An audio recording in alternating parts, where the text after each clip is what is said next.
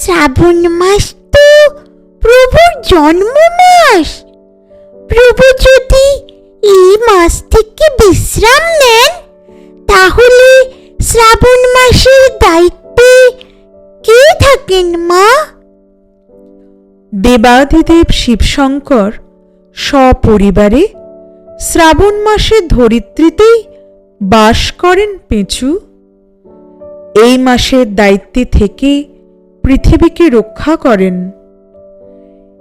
শ্রাবণ মাসে মা পার্বতীর সাথে মহাদেবের পুনর্মিলন হয়েছিল, তাই শ্রাবণ মাস মহাদেবের অত্যন্ত প্রিয়। এই মাসে শুদ্ধাচারে শুদ্ধ মনে যে মানুষ মহাদেবকে ভক্তি ভরে জল অর্পণ করে, ভোলানাথ সহজেই সেই ভক্তের মনস্কামনা পূর্ণ করেন।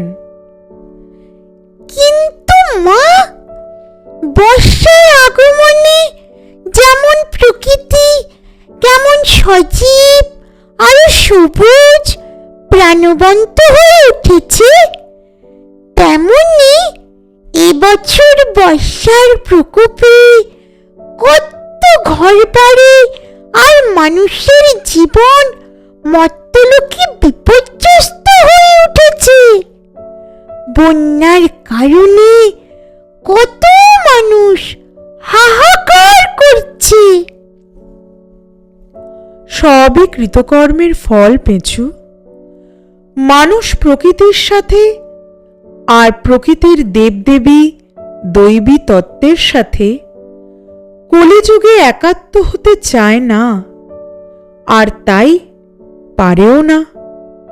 আর তাই বুঝতে পারছে না ধরিত্রী তার অসীম সহ্য ক্ষমতা আর ভারসাম্য ক্রমে কিভাবে হারিয়ে ফেলছেন মানুষেরই কুকর্মের ফলে। মহাদেব ওদের